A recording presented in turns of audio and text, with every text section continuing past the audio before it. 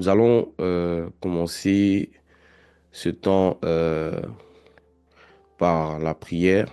Nous allons commencer par remercier le Seigneur qui nous fait la grâce d'être parmi les vivants. Je dis toujours que le fait de se réveiller, de pouvoir respirer, c'est une grâce. Ce n'est pas un acquis. Rien ne prouve que lorsque tu vas t'endormir, tu vas te réveiller. Et si le Seigneur a permis que ce matin, tu aies encore le souffle de vie, c'est parce qu'il a encore besoin de toi sur cette terre. Il y a des choses que tu dois accomplir et c'est aussi parce que son amour pour toi veut encore continuer sur la terre. Voilà. Alors, tu vas dire merci Seigneur, tu vas lui rendre toute la gloire. Père, je te dis merci, je te rends la gloire pour le souffle de vie. Je te dis merci pour la vie que tu nous donnes, la santé. Je te rends toute la gloire. Je remercie Seigneur ton nom puissant qui est Seigneur, qui est ô Seigneur, qui est manifeste pour ma vie. Je veux te rendre toute la gloire. Je veux glorifier ton nom. Au nom de Jésus. Amen. Alors, aujourd'hui, nous allons commencer directement sur notre message assez intéressant. Mais avant de pouvoir progresser dans le message, j'aimerais savoir si vous m'entendez sans aucune difficulté. Est-ce que l'instrumental est bon et voilà, le niveau de l'instrumental est bon et ma voix est perceptible. Ok, alors nous allons parler aujourd'hui de la sagesse et de l'intelligence comme étant notre plus grande fortune. Donc je répète, la sagesse et l'intelligence, notre plus grande fortune. Est-ce que tu peux écrire en commentaire fortune, fortune, fortune. Donc, on va commencer premièrement par lire un passage dans Proverbe 3, le verset 13 à 16. Proverbe 3, le verset 13 à 16. Proverbe 3, on m'entend? Mhm. Oui, on t'entend. Super. Proverbe 3, versets 13 à 16. Mhm. Alors, je vais lire dans la King James. Oui. Heureux est l'homme qui trouve la sagesse et l'homme qui obtient l'intelligence. Car son acquisition est meilleure que l'acquisition de l'argent et son gain est meilleur que l'or fin. Elle est plus précieuse que les rubis et toutes les choses que tu désires ne peuvent pas lui être comparées. La longueur des jours est dans sa main droite et dans sa main gauche, richesse et honneur. Amen. Ah, J'aime bien comment c'est dit dans la King James. Euh, mais je veux que tu puisses lire le verset 16 dans la seconde. ok. Proverbe 3, verset 16. Mhm, Donc le verset 16 dans la 8 secondes. mhm, Dans sa droite, mhm, longue vie. mhm. Dans sa gauche, la richesse et la gloire. La richesse et la gloire. Mais bien aimé, ici, on nous parle de la sagesse et de l'intelligence. Et on nous montre simplement que la sagesse et l'intelligence ont plus de valeur que l'or et l'argent, ont plus de profit que l'or et l'argent. Ici, le volet comparatif ici de la sagesse et l'intelligence vis-à-vis de l'or et l'argent se trouve dans le profit. Qu'est-ce que l'argent nous donne comme profit? Qu'est-ce que l'or nous procure comme profit? Qu'est-ce que la sagesse nous donne comme profit? Et qu'est-ce que l'intelligence nous donne comme profit? Parlons ensemble ici de l'argent et de l'or. Il faut savoir que l'argent et l'or sont les symboles de la richesse des hommes. Dis avec moi richesse. La richesse des hommes est symbolisée par l'or et l'argent. Et une chose que je vais vous faire remarquer ici, c'est que lorsqu'on parle en réalité de la fortune, de la richesse n'est pas le fait d'avoir beaucoup d'argent. La richesse, c'est le fait d'avoir beaucoup de biens importants. Un homme riche, ce n'est pas un homme qui a de l'argent. Un homme riche, c'est un homme qui a beaucoup de biens importants. J'aime bien la définition que les financiers donnent de l'argent. Je vous donne la définition. Pour les financiers, l'argent ou la richesse, voilà, j'aime bien la définition de la richesse plutôt. Les financiers disent que la richesse, c'est le fait d'avoir de l'argent ou des ressources disponibles qui te permettent d'acquérir des biens.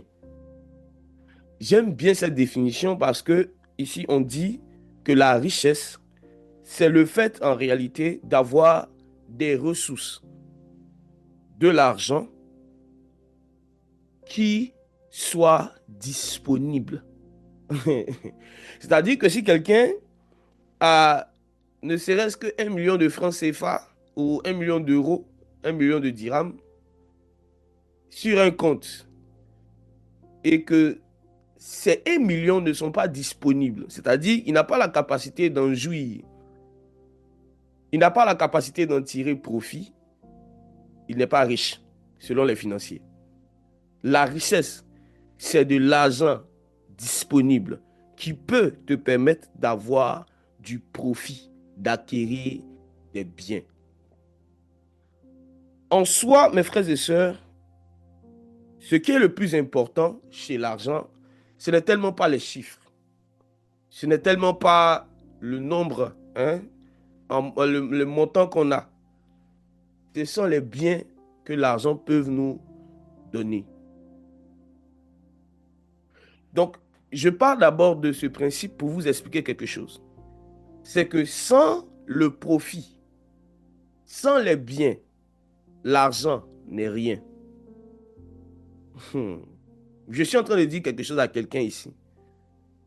Que tu peux prier pour que Dieu te bénisse en termes d'argent.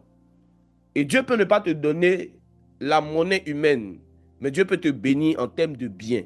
Parce que la richesse, ce n'est pas l'argent. La richesse, ce sont les biens. Je vous donne encore un exemple pour que cela soit encore plus clair pour vous. C'est que un homme qui a beaucoup d'argent sur un compte gelé, c'est-à-dire un homme qui a beaucoup d'argent sur un compte, je veux dire, dont les transactions, hein, ont été suspendues, va vivre les mêmes problèmes, les mêmes difficultés que quelqu'un qui est pauvre, malgré qu'il a assez d'argent sur son compte. Mais il ne peut pas en disposer. Donc l'argent n'a pas de valeur. L'argent n'a pas de valeur sans le profit. Une autre information encore, un autre exemple qui peut nous aider, c'est que si nous avons un personnage qui a 20 pièces de 1 euro, et on compare ce personnage à quelqu'un qui a ne serait-ce que 2 billets, 2 billets, disons que cette personne a en son sein, 10 pièces de 50 euros. Celui qui a 20 pièces de 1 euro, si on veut parler de richesse, est moins riche que celui qui a les 10 pièces de 50 euros. Ils ont tous de l'argent, mais la valeur de leur richesse est en fonction de ce que le montant qu'ils ont peut leur acquérir un certain type de bien. Donc l'argent n'a pas de valeur sans les biens. L'argent n'a pas de valeur sans le profit. Alors, comment maintenant comprendre ce verset? Relisons le verset une seconde fois. Proverbe 3, 13 à 16. Proverbe 3, Mhm, 13 à 16. Dans la mhm. mission. Oui. Heureux l'homme qui a trouvé la sagesse et l'homme qui possède l'intelligence. Car le gain qu'elle procure est préférable à celui de l'argent. Le profit qu'on en tire vaut mieux que l'or. Mhm, Elle est plus précieuse que les perles, mhm, plus de valeur que tous les objets de prix. mhm. Dans sa droite est une longue vie, dans sa gauche la richesse et la gloire. Donc, on dit ici que le gain de la sagesse et de l'intelligence, le bien que procure la sagesse et l'intelligence, le profit que procure la sagesse et l'intelligence n'est pas comparable au profit, hein, que donne l'argent et l'or. Alors, il faut pouvoir, je veux dire, globaliser un peu les profits que l'argent nous donne. Parmi les profits que l'argent nous donne, nous avons, entre autres, hein, l'argent a réponse à tout. L'argent peut vous donner la capacité de pouvoir, hein, vous occuper de votre famille, vous occuper de pouvoir aider. Hein. L'argent vous permet de pouvoir subvenir à vos besoins quotidiens. L'argent, en réalité, mes frères et sœurs, vous permet d'acquérir des biens mobiliers ou immobiliers. Donc, tout ce que l'argent peut te donner se trouve dans ce monde. L'argent, par exemple, ne peut pas te donner le salut. L'argent, par exemple, ne peut pas euh, t'acheter la santé. Tu peux avoir de l'argent et être en bonne santé, mais ta santé ne dépend pas de l'argent. Parce que tu peux être frappé d'une maladie et l'argent qui a réponse à tout pourra répondre concernant les différents médicaments, les soins, mais l'argent ne pourra pas forcément te garantir que tu vas vivre, que tu vas conserver ta santé. Donc l'argent est limité. Dis avec moi, l'argent est limité. Le profit de l'argent est limité. Mais il y a une chose qui a plus de valeur que l'argent, car ce que cette chose fait dépasse immensement le pouvoir de l'argent. Wow. Et c'est quoi cette chose? C'est quoi cet élément qui dépasse le pouvoir de l'argent? Dis avec moi, la sagesse et l'intelligence. Ah, my God. La sagesse et l'intelligence ont plus de valeur que l'argent. Ces deux choses ont plus de valeur que l'argent parce qu'elles sont illimitées. Le pouvoir de la sagesse et de l'intelligence est illimité vis-à-vis de celui de l'argent. Vous allez le voir dans quelques minutes. Allons-y ensemble. Parlons des profits que donne la sagesse et l'intelligence. Yann, tu vas relire simplement le verset 16. Proverbe 3, verset 16. Regardez les profits que peuvent avoir ceux qui ont plus de sagesse et plus d'intelligence. Regardons ça ensemble, Proverbe 3, 16. Proverbe 3, verset 16. Hum. Dans sa droite est une longue vie, Ok, on s'arrête là. Regarde, Yann, la première chose, mes frères et sœurs, que la sagesse donne, c'est quoi? une longue vie. Waouh! My Mes God. frères et sœurs, l'argent ne peut pas acheter la longue vie, mais la sagesse le peut. La sagesse donne la longévité. En soi, ce n'est pas parce que tu manges bien que tu as une longue vie. Ce n'est pas d'abord ça.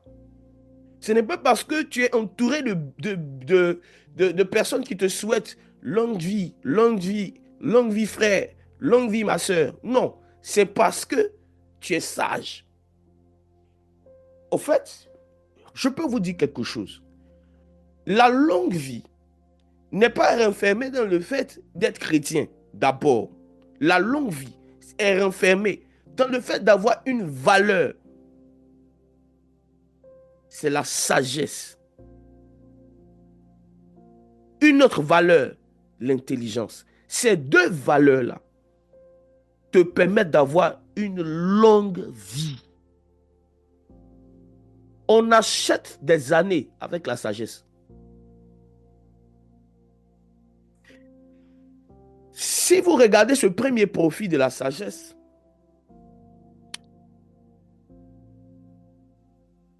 de façon plus attentive et plus profonde, vous allez voir que il n'y a pas match, il n'y a pas de comparaison entre l'argent et la sagesse. Parce que la longue vie, le fait d'avoir une longue vie, c'est en réalité enlever une malédiction ou une limitation qui était posée par Dieu lui-même. Yann, on va lire quelque chose dans Genèse 6, verset 3. Lisons ensemble Genèse 6, verset 3. La sagesse a le pouvoir de te donner une longue vie. Mais en fait, ce pouvoir-là, ça brise une limitation mise par Dieu lui-même. Regardez quelque chose. Genèse 6, verset 3. Genèse 6, verset 3. Mhm. Alors l'Éternel dit, mon esprit ne restera pas à toujours dans l'homme, car l'homme n'est que chair, et ses jours seront de 120 ans. Yann, qui est en train de parler ici? L'Éternel, L'Éternel a déclaré. Qu'est-ce qu'il a déclaré? il déclare que Mhm. l'homme n'est que chair, Mhm. que ses jours seront de 120 ans. Mais regarde, la Bible nous dit que l'Éternel a limité, tu vois, Mhm, l'âge des hommes mhm. à 120 ans. Yes. Mais la même parole nous dit que si un homme possède la sagesse et l'intelligence, il aura une longue vie. Ça veut dire que cette malédiction-là, qui était venue sur les hommes à cause du péché, est, est ôtée par la sagesse et l'intelligence. Amen. Mes frères et sœurs, allons-y encore. Ensemble, mes frères et sœurs, dans Psaume 90, dans ma version, c'est le verset 10. Et Psaume 90, Mhm. verset 10. Oui. Les jours de nos années s'élèvent à 70 ans, et Wow.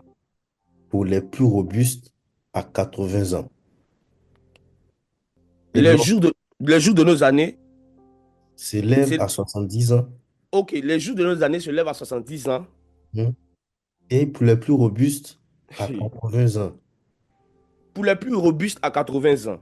La suite?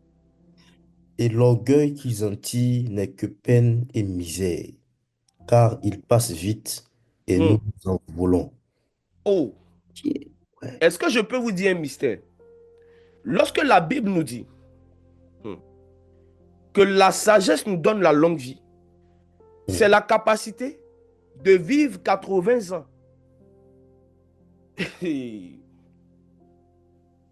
De vivre 80 ans. Comme si nous avons vécu plus de 120 ans. Regardez quelque chose. Il dit que, le psalmiste dit ici que, en son temps, les hommes les plus âgés atteignaient 70 ans. Et ceux qui étaient les plus robustes atteignaient 80 ans. Et ces jours-là passaient vite. Parce qu'il faut savoir que la limitation en termes d'années que le Seigneur a mis, mes frères et sœurs, pour empêcher l'humanité de progresser et de continuer à faire perdurer sur la terre le péché, ce n'était pas seulement en limitation de nombre, c'était aussi à la vitesse des années. Donc, il n'était pas seulement en train de leur dire, vous n'allez pas vivre au-delà de 120 ans. Mais il était aussi en train de dire que, au fait, ces 120 ans vont passer rapidement. Mais la Bible nous dit, waouh, que dans la main droite de la sagesse, elle a cette capacité de te faire dépasser 120 ans. Mais même si tu ne dépasses pas 120 ans, tu vas vivre en réalité 80 ans comme si tu avais vécu 800 ans. Wow. Oh my God. Au fait, je vais vous dire quelque chose. La longévité dont il est question, que la sagesse procure, n'est pas seulement en termes de nombre d'années, mais en termes d'impact malgré le nombre d'années. Oh my God. La Bible nous dit, mes frères et sœurs, que Jésus-Christ de Nazareth, lorsque nous suivons un peu euh, l'étape de sa naissance jusqu'au début de son ministère, on peut compter environ 33 ans que Jésus-Christ a fait sur la terre. Mais ça fait plus de 2000 ans, nous sommes en train de parler de Jésus. Ça fait plus de 2000 ans, nous sommes en train de célébrer son nom. Ça fait plus de 2000 ans, un homme qui n'a pas écrit. On parle de lui partout. Son nom est intemporel, frère. Le secret, c'est la longévité que donne la sagesse. La sagesse va faire régner l'impact de ta vie sur terre, même après ton départ. Frères et sœurs, l'argent ne peut pas donner cela. C'est pour cela que mes frères, il est important de chercher la sagesse. Il est important de se nourrir de la sagesse pour avoir de l'impact et pour avoir une longue vie. La clé, c'est la sagesse et l'intelligence. Waouh! Mes frères et sœurs, des hommes n'ont pas forcément eu plus de 120 ans. Mais leur nom est resté dans l'histoire. Leur nom est resté dans l'histoire. À cause de quoi? La sagesse. Dans sa droite se trouve la longévité.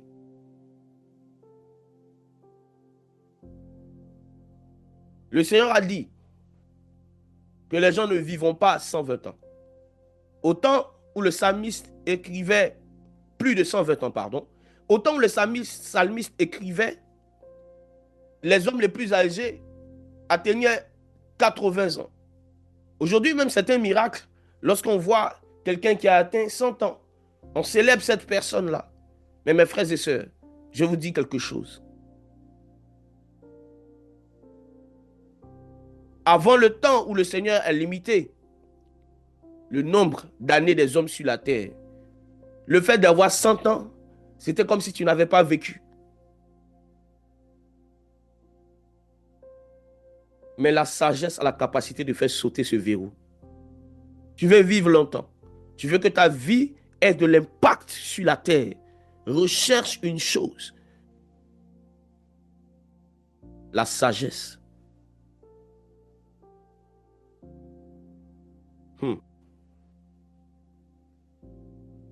La deuxième chose que procure la sagesse, c'est la richesse.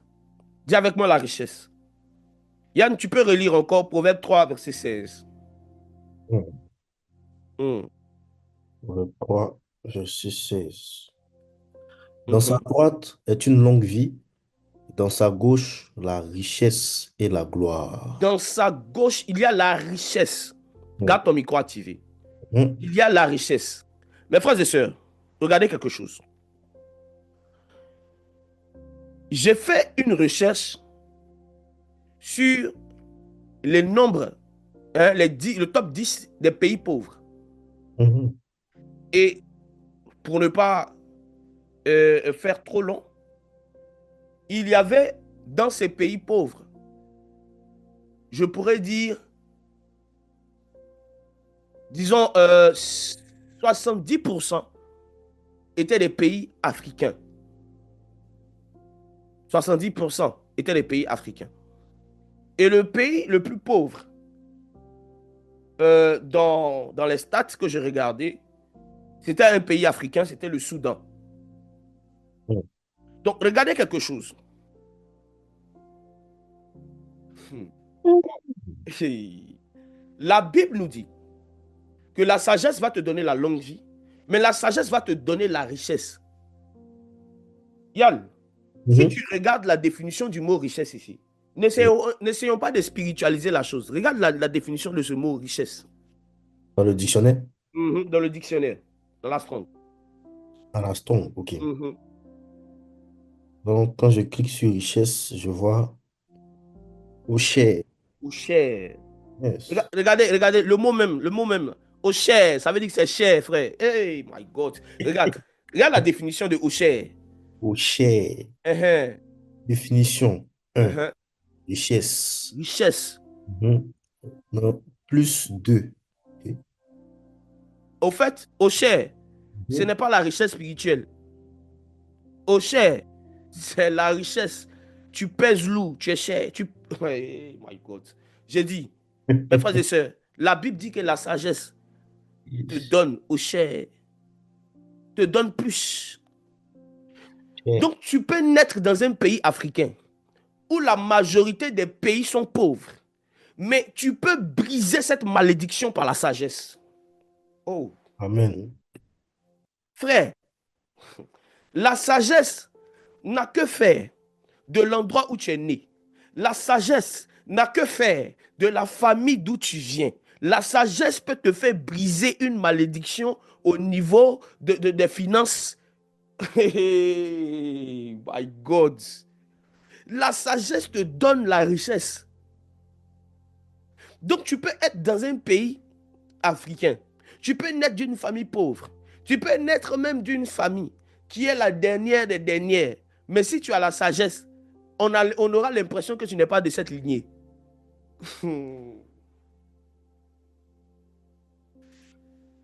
Au fait, l'argent, mes frères et sœurs, l'argent, écoutez bien, c'est un moyen par lequel on acquiert des biens. Donc, si l'argent ne peut pas nous faire acquérir des biens, l'argent n'est pas utile. Ça, c'est clair. Mais regardez quelque chose ici. C'est que pour avoir l'argent, il faut travailler. Pour avoir l'argent, il faut être habile. Il faut maîtriser son domaine. Mais il est possible que Dieu, à cause de la sagesse, fasse trouver à quelqu'un, grâce aux yeux des personnes, pour que, malgré son incompétence, malgré la famille dont il vient, malgré le pays dont il vient, il puisse recevoir plus que ceux qui travaillent, plus que ceux qui réfléchissent. Au fait, la sagesse d'un homme fait briller son visage. La sagesse d'un homme lui fait obtenir faveur. La sagesse d'un homme transforme un désavantage en avantage.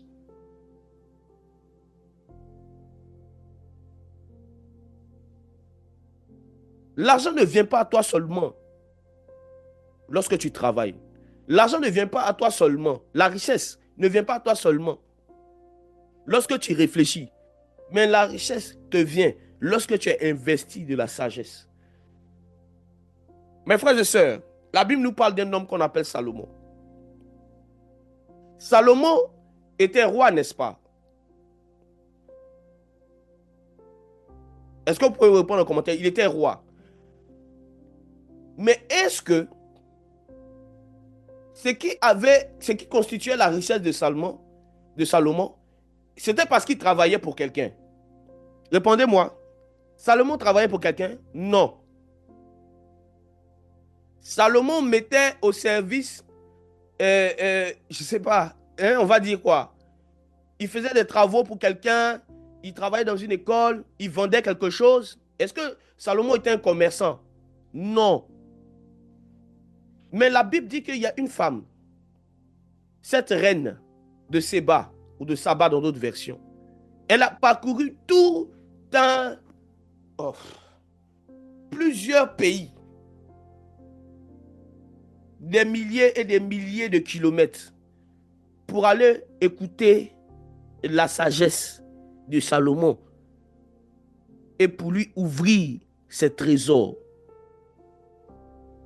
Regardez ce que la sagesse fait.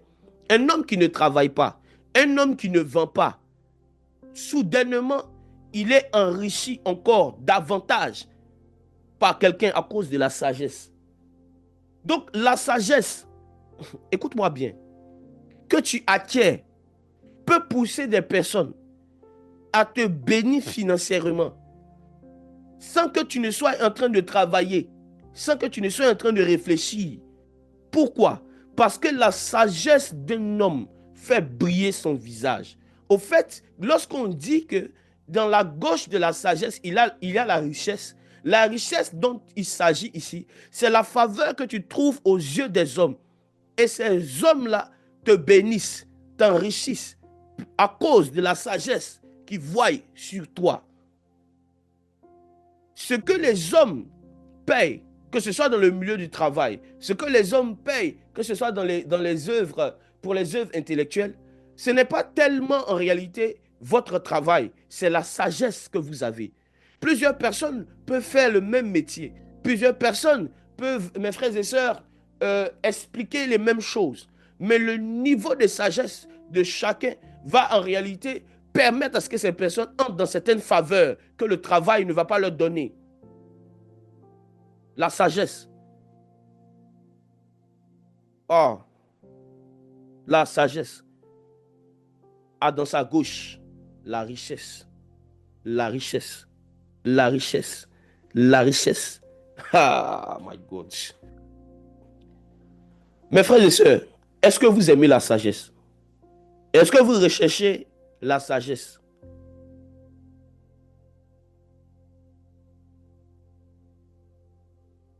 Je dis à quelqu'un ici, ce n'est pas parce que tu es né en Afrique, ce n'est pas parce que tu es né dans un pays pauvre, d'une famille pauvre, que tu vas finir ainsi. Je te donne un secret. Il n'y a rien de secret qui ne doit être découvert. Je te donne ce secret. C'est la sagesse et l'intelligence. Si tu recherches la sagesse et l'intelligence, peu importe l'environnement dans lequel tu te trouves, tu seras productif au nom de Jésus. Tu seras productif au nom de Jésus. Il faut chercher la sagesse et l'intelligence. Alors, la troisième chose, le troisième profit que nous donne la sagesse. On va relire encore. Proverbe 3, le verset 16. Il faut que ça reste imprimé dans votre esprit, ce verset. Proverbe 3, 16. Allons-y. Proverbe 3, verset 16. Dans sa droite est une longue vie, dans sa gauche la richesse, la gloire. La gloire. My God. Est-ce que tu peux regarder la définition du mot gloire? Yes. Le mot c'est kabod. Attends, le mot c'est Kabod. kabod. Yes. Il signifie Mhm. gloire, honneur, glorieux, abondance, richesse, splendeur, dignité, réputation, révérence. Révérence. Non, généralement traduit par gloire, richesse, esprit, dignité, Mhm. honneur, gloire, Honneur. splendide, Splendide. magnificence. Magnificence. Oh, magnifique. Magnifique. Cœur, âme, trésor, recevoir, Trésor. Attends. Arrête-toi d'abord sur ce mot. trésor, Trésor. Trésor. trésor. Mes frères et sœurs, la sagesse nous procure des trésors, la gloire. Au fait, tous les hommes tous ceux qui sont sur la terre recherchent la gloire. Aucun homme sur la terre peut se taguer d'être quelqu'un qui ne recherche pas la gloire. Tout le monde sur la terre, même toi qui es en train de m'écouter, tu cherches la gloire. Que ce soit de manière consciente ou d'une manière inconsciente, tu cherches la gloire. Est-ce que vous savez que le fait de vouloir une sécurité sociale, c'est de rechercher une gloire? Mm. C'est ce qu'on appelle la gloire des hommes. Est-ce que vous savez que le fait de d'être honoré concernant un travail qu'on a fait, concernant une recherche qu'on a fait, c'est rechercher une gloire. Au fait, toute position d'honneur, toute position qui va te donner une réputation, c'est une position de gloire.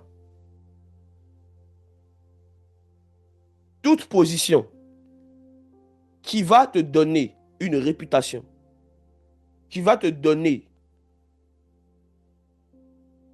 des félicitations, qui va te donner une reconnaissance, c'est une position de gloire. Au fait, tout homme sur la terre cherche d'une manière ou d'une autre la gloire. Tout travail bien accompli, tout travail emmené à l'excellence va forcément t'emmener à la gloire. Nous cherchons tous la gloire. Est-ce que tu sais que nous cherchons tous la gloire?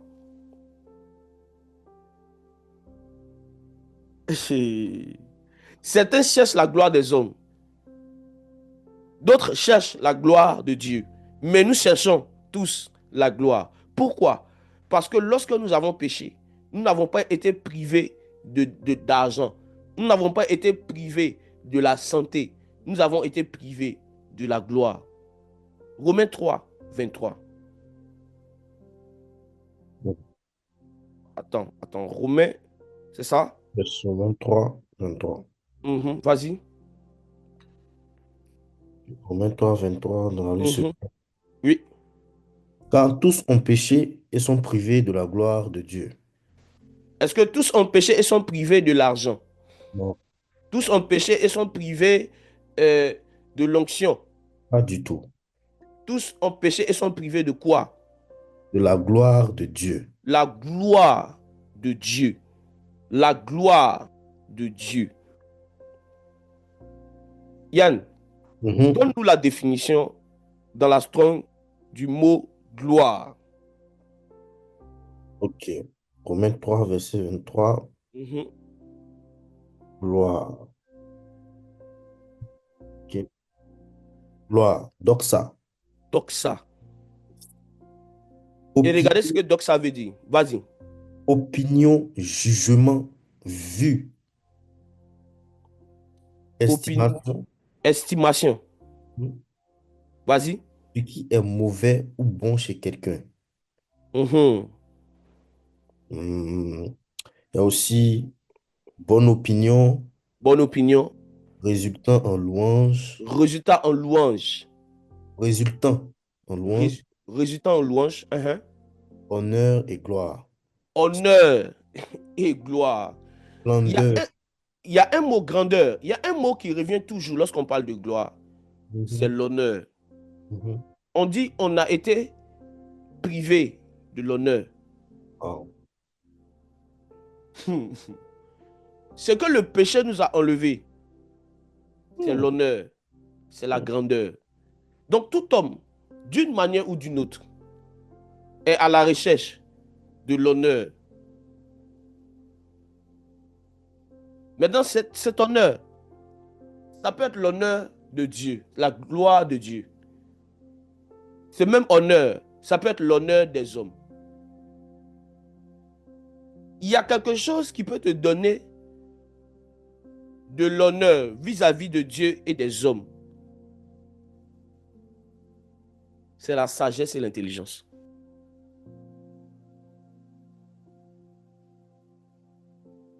Est-ce que je peux être un peu profond ce matin?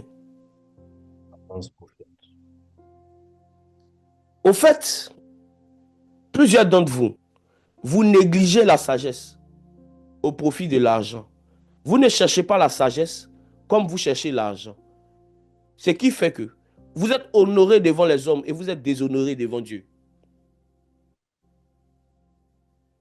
Plusieurs d'entre vous, vous ne cherchez pas réellement la sagesse. Vous ne cherchez pas réellement l'intelligence plus que l'argent. Parce que vous pensez que c'est l'argent qui va vous redonner de l'honneur. Vous pensez que c'est l'argent qui va vous redonner de la dignité. Mais je vous assure, de l'argent entre les mains d'un homme qui est fou vont servir à la folie, à l'expression de sa folie. L'honneur, en réalité, qui est au centre de tout ce qu'un homme recherche, ne se trouve que dans le principe de la sagesse et de l'intelligence.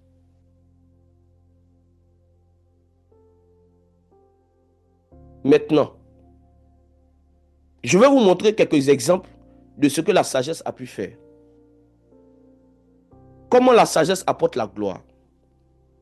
La Bible va dire que Jésus-Christ naît à Bethléem. Et tellement il était rempli de gloire, les premières personnes qui ont adoré Jésus étaient des mages qui étaient venus de l'Orient, qui avaient vu, mes frères et sœurs, son étoile. Et lorsqu'ils ont vu son étoile, cette étoile faisait quoi? Elle faisait quoi? L'étoile de Jésus faisait quoi? Elle Marcher. brillait. Elle brillait. Elle brillait. Et elle était en mouvement. Et lui qui n'avait que, je vais dire, quelques années, étant euh, un enfant, il va recevoir l'encens, l'or et la myrrhe. Il va recevoir quoi? La gloire. L'encens, l'or et la myrrhe, synonyme de gloire. Il brillait. Jésus-Christ n'avait pas commencé à guérir les malades. Jésus-Christ n'avait pas commencé à chasser les démons. Mais la gloire était déjà sur lui. Dis avec moi pourquoi. Pourquoi? Parce que la première chose que Jésus-Christ a cherché, ce n'était pas de chasser les démons. Ce n'était pas d'imposer les mains aux malades. La première chose que Jésus-Christ a cherché, c'était de croître en sagesse. Ce qui a fait briller Jésus, c'était d'abord sa sagesse. La sagesse a habité avec Jésus bien avant que l'onction ne tombe sur lui, bien avant que la renommée ne tombe sur lui. La Bible dit qu'il croissait en stature, en grâce, en sagesse devant Dieu et devant les hommes. Devant Dieu et devant les hommes. Devant Dieu et devant les hommes. Et c'est ce niveau de sagesse qui a attiré les mages à l'adorer. Jésus n'a pas commencé à être sage à partir de 30 ans. Jésus était sage depuis.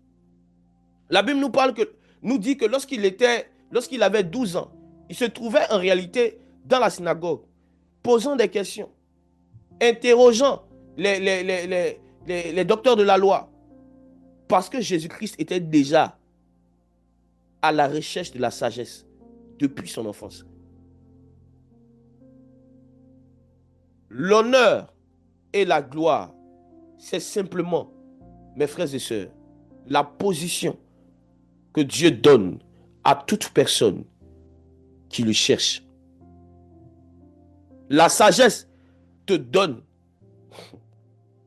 d'entrer dans la gloire, dans la grandeur, dans la magnificence que Dieu veut te donner.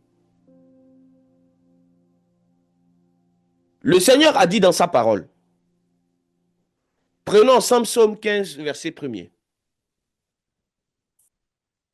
Psaume 15, verset 1er. Regardez quelque chose. Psaume 15, verset 1er. Mhm, Psaume de David. Ô Éternel, qui séjournera dans ta tente, mhm. demeurera sur ta montagne sainte. Celui qui marche dans l'intégrité, qui pratique la justice et qui dit la vérité selon son cœur. Continue. Il ne calomnie point avec sa langue.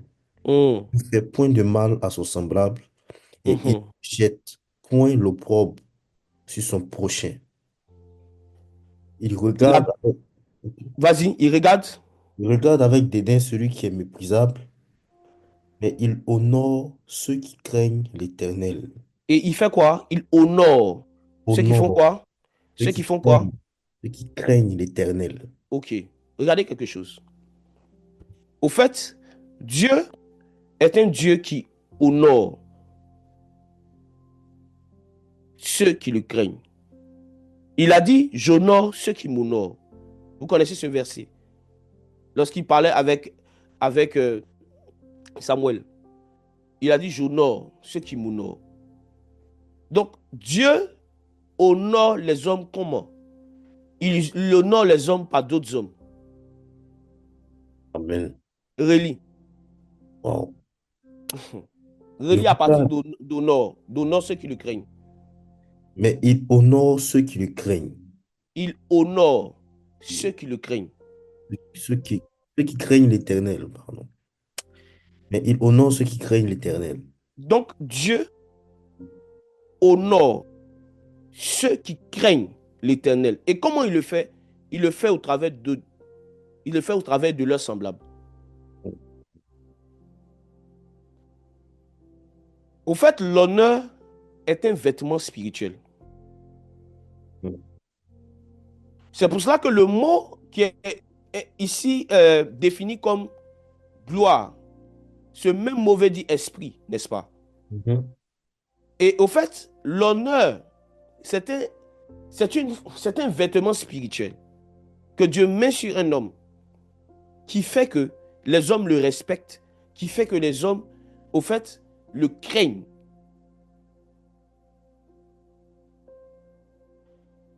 Il y a des hommes dans l'histoire de la parole qui étaient tellement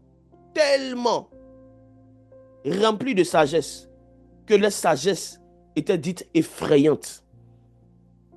Jésus-Christ était tellement investi de la sagesse que plusieurs avaient peur de parler avec lui en public. Plusieurs avaient peur de le contredire parce qu'il avait le vêtement de la sagesse. Alors, je vais vous expliquer ça de façon encore plus simple. Lorsqu'un homme craint l'Éternel, lorsqu'un homme craint l'Éternel, le Seigneur revêt cet homme d'un habit spirituel. Et c'est cet habit spirituel qui est la gloire. Ce qui attire la réputation, ce qui attire les regards, ce qui attire l'encens, la myrrhe et l'or, c'est un vêtement. Et ce vêtement, on l'acquiert par la sagesse. Au fait, tout homme qui décide de rechercher la sagesse et l'intelligence décide de s'habiller du manteau de la gloire.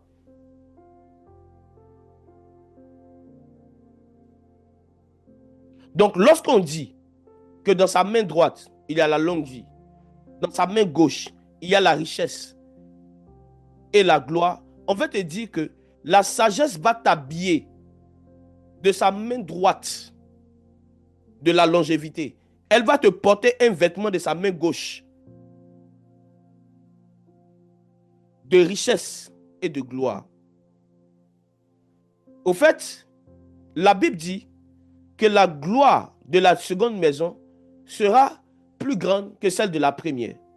Remarquez que la main droite a en elle, la main droite de la sagesse a en elle renferme la longévité. Mais la main gauche renferme deux choses. La main gauche de la sagesse renferme deux choses. Parlant de la gloire de la seconde maison. Et ces deux choses, c'est la richesse, hein, et la gloire. Donc, tu seras habillé de gloire. Tu vas briller lorsque tu vas commencer à chercher la sagesse. C'est pourquoi la Bible dit que la sagesse d'un homme fait briller son visage. Ce qui fait que les gens vous aiment, c'est parce que vous êtes sage. Je vais dire à quelqu'un ici, ce qui fait que des personnes sont autour de vous, ce qui fait que des gens sont autour de vous, ce n'est pas votre beau sourire. Ce qui fait que des hommes sont attirés vers vous, à vous faire du bien, ce n'est pas votre beau sourire. Ce n'est pas en réalité votre bonne manière de parler forcément, mais c'est le niveau de sagesse que vous avez en vous-même. Maintenant, il est possible que tu sois habillé d'un vêtement spirituel dont tu n'as pas conscience.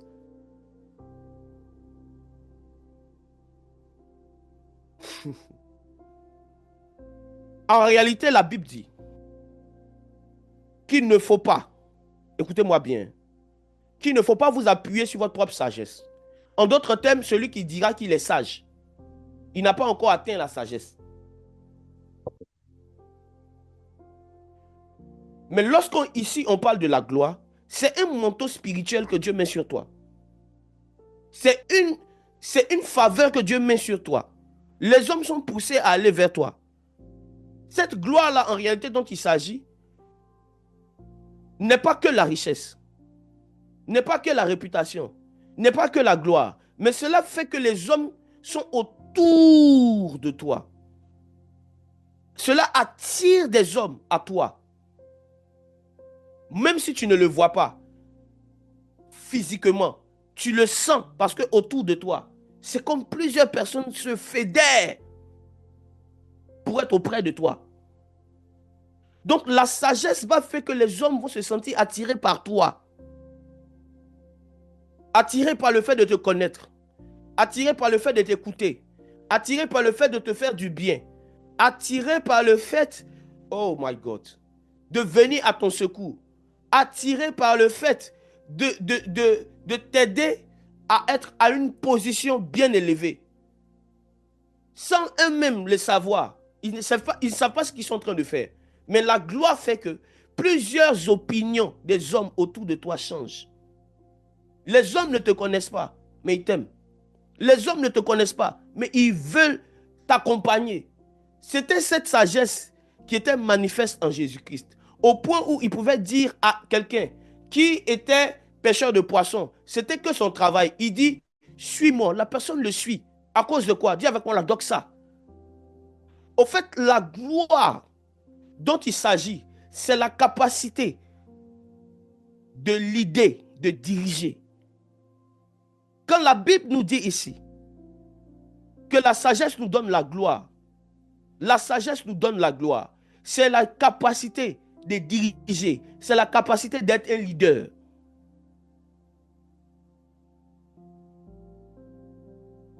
Les hommes suivent facilement ceux qui considèrent comme sages.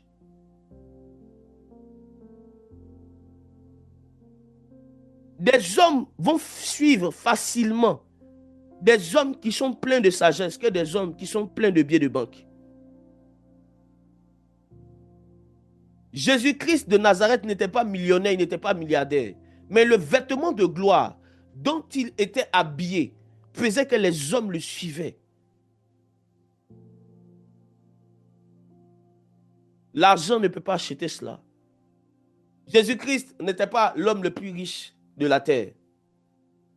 Jésus-Christ homme. Mais il a un impact que même nos plus grands milliardaires n'ont jamais eu. À cause de quoi? La sagesse. La sagesse te donne la longue vie, la richesse. Et la sagesse t'habille du manteau de la gloire.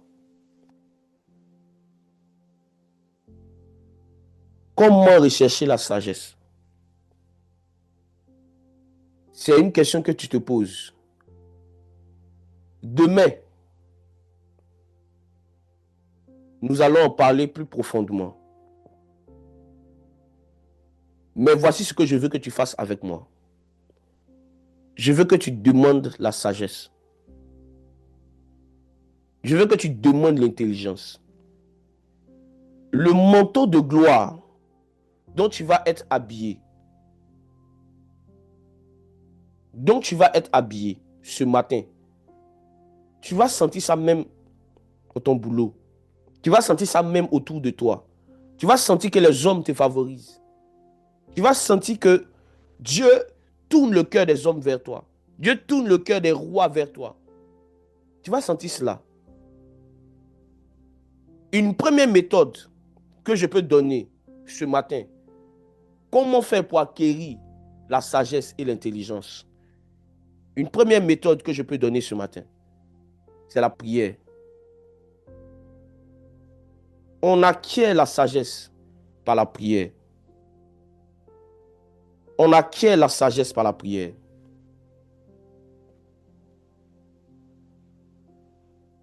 L'apôtre Jacques a pu dire, si quelqu'un manque de sagesse, qu'il fasse quoi?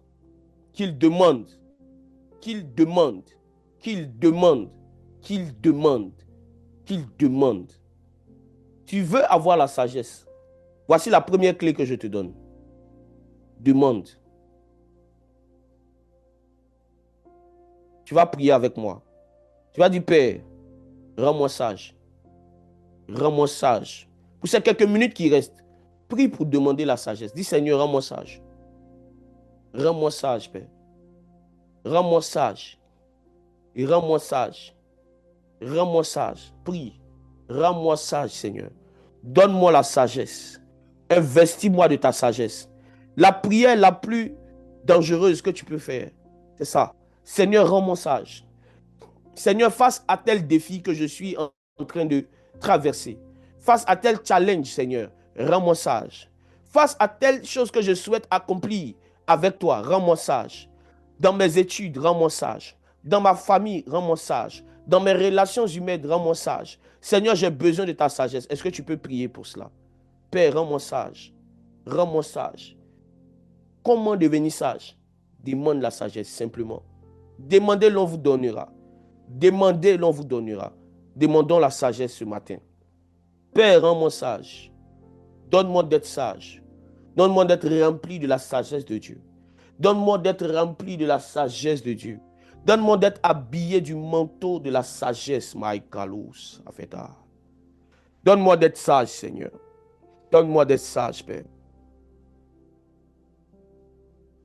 Wow.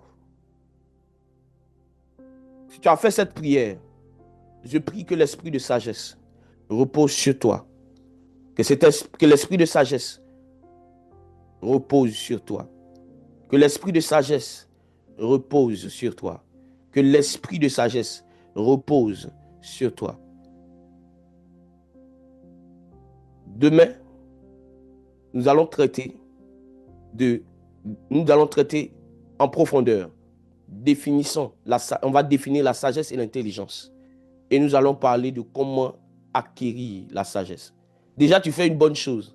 Le fait de te réveiller chaque matin à l'heure pour écouter des enseignements, pour prier, tu es en train d'acquérir la sagesse.